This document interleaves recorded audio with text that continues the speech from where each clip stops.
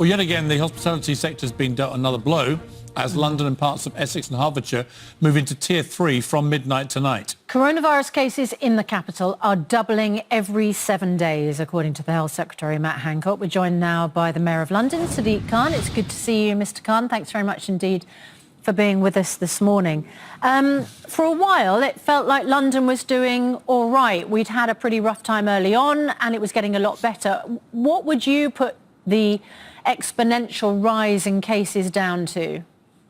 What we've seen, good morning both of you, what we've seen is a big increase in the virus, particularly amongst school-aged children, despite the heroic efforts of our teachers. So the age bracket, which has seen the biggest increase in the virus surging, is those aged between 10 and 19. And the last week for which we have figures has seen a 75% increase in that age group. Many of these children won't show symptoms. They'll give the virus to each other or to their teachers, will then go home and pass it on to mum or dad. And that's one of the explanations for the virus spreading. And you'll be aware that once this virus spreads, with our number above 1, it reproduces very fast. Okay. So this is a real issue, isn't it? Because children of that age group have had their education disrupted to the point where I think we'd all acknowledge, in some cases, their future life chances are going to be severely affected. You have said that secondary schools should close. Keir Starmer has said secondary schools should stay open. What is the right way forward? Because as a parent, I'm extremely concerned about the education that my children are getting. For the reasons you've said, nobody wants schools to close. There are COVID-safe schools. These are schools that have asymptomatic mass testing taking place. I visited a college in Waltham Forest yesterday where there's testing taking place of students and staff on a regular basis. And that way, if somebody does have the virus without showing symptoms, they can be asked to self-isolate.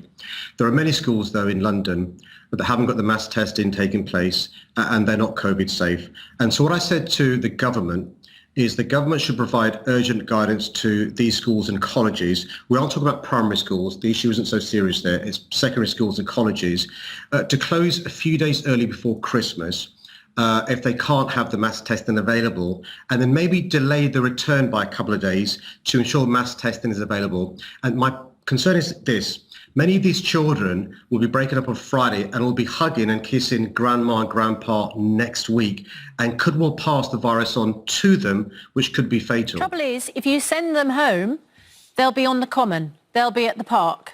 You might say that a school environment, even without the mass testing, is a more COVID secure environment than if you let them all go and they congregate somewhere else. Yeah, well, firstly, it's not ideal, but for the last few days before Christmas, we can have online teaching and children stay at home and doing their lessons. The reality is, Susanna, this Friday schools will break up anyway. So what I'm not in favour of is whole-scale closures of schools for a long period of time. What I'm saying is to err on the side of caution. The government should be saying a couple of days before Christmas breaks up and maybe open a couple of days later. That will ensure that we can get the mass testing rolled out in all our schools to make sure our schools are COVID safe. Mr. Mayor, one of the problems with this, it seems to me, is that every time we do a tier system of lockdown, it creates a lot of resentment and anger from those who are most targeted.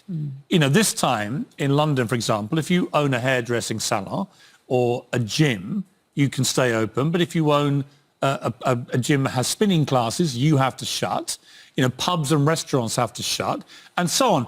In other words, there's a kind of them and us, and a lot of it defies scientific logic. For example, you know, we asked Devi Sridhar, Professor of Public Health in Scotland, what she thought was the scientific logic behind closing theatres when they have temperature testing, masks and so on, but allowing a hairdressing salon full of customers all wearing masks and socially distancing. What is the public health difference between the two? Because the theatre business is on its knees, desperate, begging not to be shut down again, but bang, down come the shutters and the cost is going to be enormous.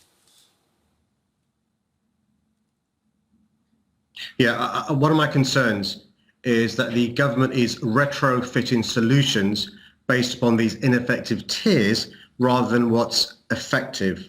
You're absolutely right about the catastrophic impact on hospitality, cultural venues, pubs, bars and restaurants, because from midnight tonight they've got to close down. Some of these venues, pubs, bars and restaurants, may never reopen. Our estimates are it will cost during December our economy about £3 billion and could lead to hundreds of thousands of jobs being lost. I think the government's now got itself in a hole because they're stuck with this tiering system. I'll give you another example of how ineffective it is. In tier 1s, 2 and 3, for good reasons, our schools can reopen even though they're not COVID safe when we know the virus is spreading faster amongst school children as well. I think the government's got to not be so dogmatic about the solutions to the challenges. And my frustration is this: we now have a vaccine being rolled out.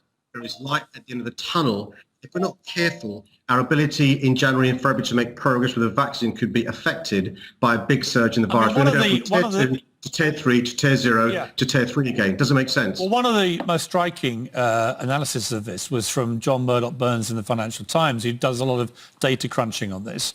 In Wales, during the 17 days of their firebreak lockdown, which is widely perceived to have been a failure, the weekly case rate fell from 295 per 100,000 to 184.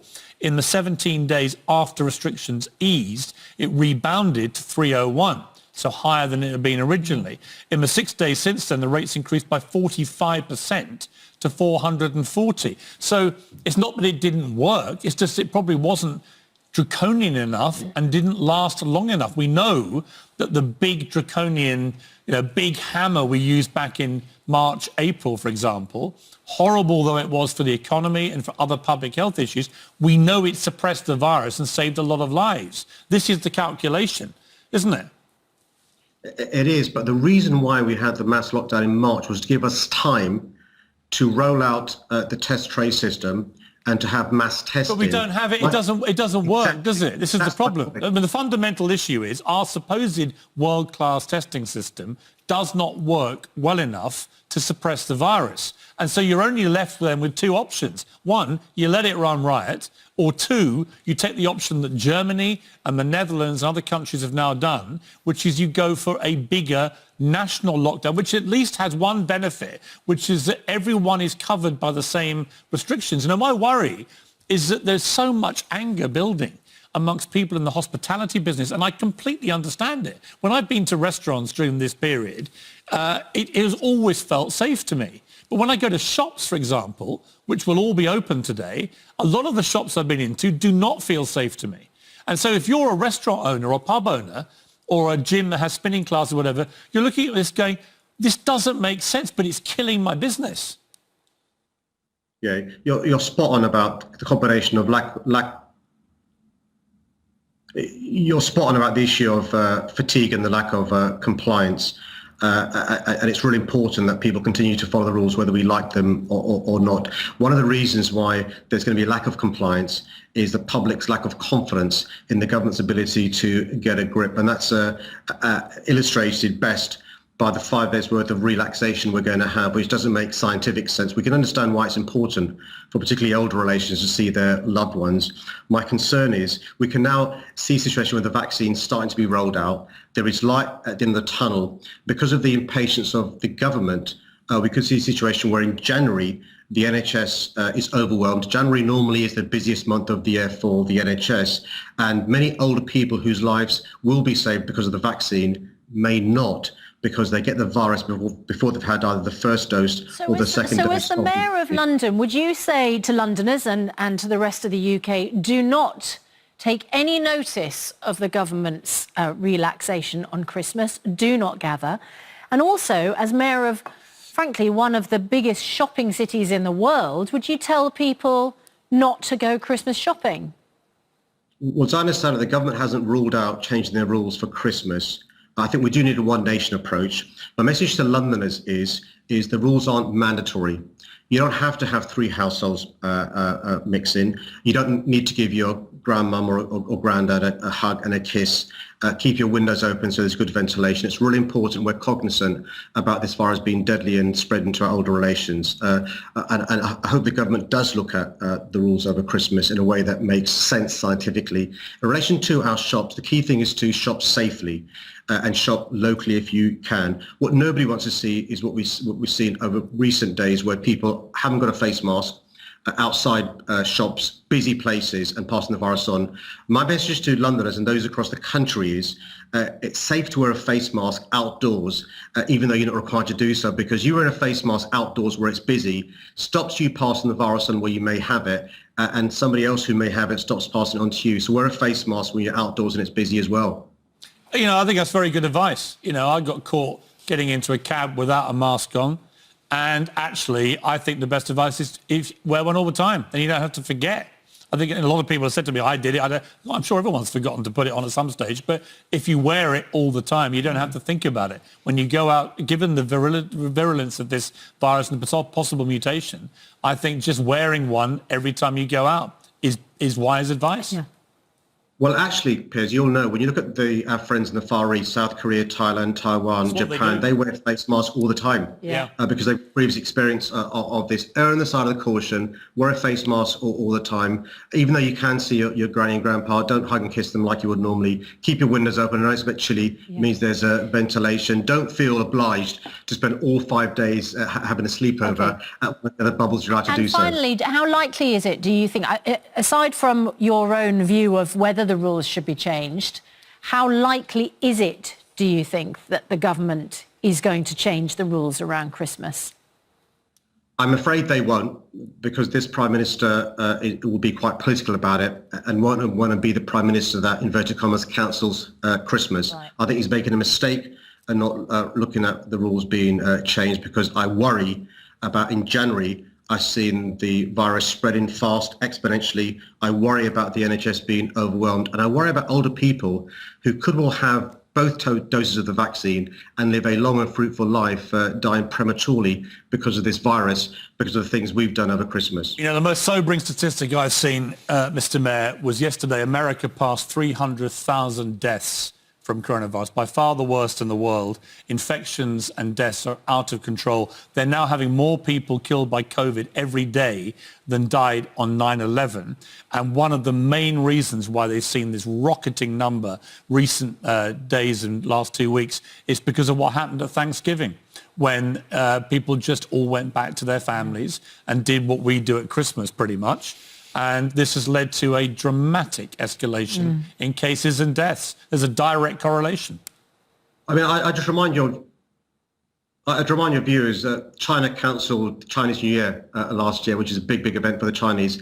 Those of us who are Muslims, Hajj was very different last year. Eid, Diwali, Passover was very different. You know, I love Christmas. We love Christmas. Our Christmas this year will be very different because we love our family. And I'd say to your viewers, one of the best things you can do, particularly for older relations, is if you've got to see them, of course you've got to see them. But just be cognizant of the dangers to them by you inadvertently showing too much love this Christmas. Well, you can celebrate the spirit of Christmas anywhere, right? It doesn't matter. Christmas won't get cancelled. Let's get that ridiculous phrase out of the lexicon. You can celebrate it anyway. It's still Christmas. It's just about protecting your loved ones, the people you care about most in the world. I know. I mean, that's the irony hard, of this. Though, it's like, why? Especially if your older loved ones hard, are on their you know, own. It is hard. It's a hard decision to make. It'd be much harder if they're not as sitting at the Christmas dinner table next year. Let's just be blunt. Look, Mr. Mayor, we've got to leave it there. Thank you very much indeed. Stay safe. Let's